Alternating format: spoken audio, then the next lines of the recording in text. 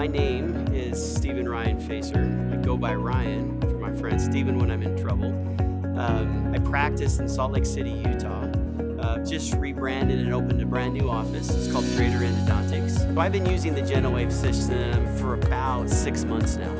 As far as GentleWave and helping me with my brand, that is the awesome question. It goes to why I renamed my practice Greater Endodontics. I was looking for something more than what I could do.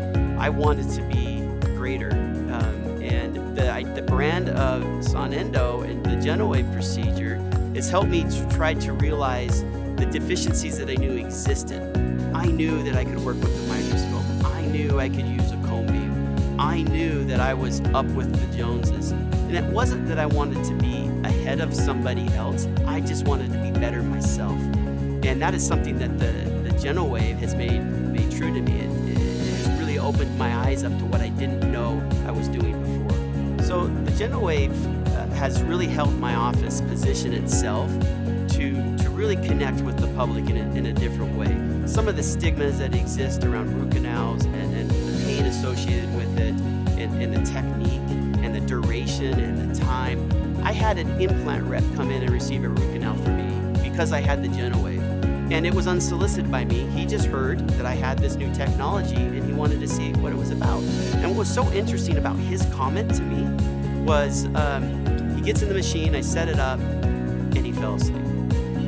And what was so interesting is when he woke up, he says, man, that sound, it was almost like soothing, and it put me to sleep. He said, my wife's gonna want that at home.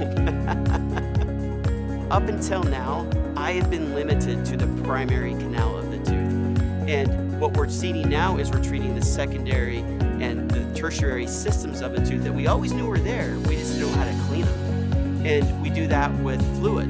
The patient sometimes will joke back and say, oh man, I've been waiting for the day that you could just put me through a car wash and I didn't have to use those scary files.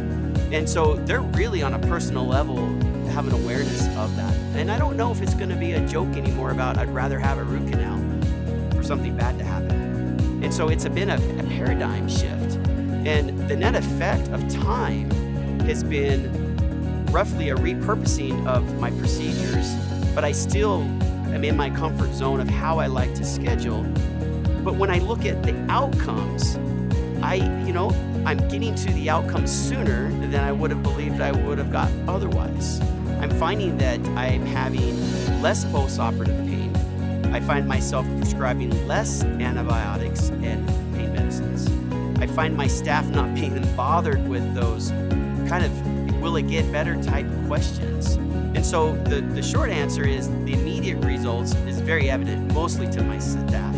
But for me, I'm seeing those recalls come back. I'm asking them to come back earlier, and then I'm shocked with seeing bone regeneration, bone growth, the dissolution of the infection. And so it's been really eye-opening and exciting. As I've incorporated the GentleWave procedure in lieu of those protocols, that my outcomes haven't changed, and my compliance, my patients are happier, my referring doctors are happier because I'm taking them to the end mark sooner, and people don't feel like that you're kind of punting them off for another day because maybe you were too busy.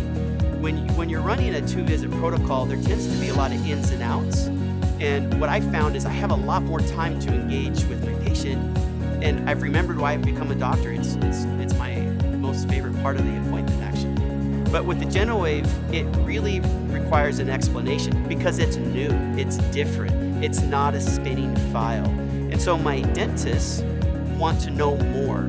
And that is something that if I was talking about a cone beam, they're like, well, I don't really want to know about what you're saying three-dimensionally. But when I can talk about the fluid dynamics, I get them engaged as to why it's important for me to be in that diagnostic loop. And so much so, they want me to be the first specialist that is seen out of their office. And they're like, well, we're gonna let Dr. Facer decide if they should see the periodontist or the oral surgeon. And that is sort of sacred territory for me. I've always wanted to be in that space and really be in that diagnostic loop.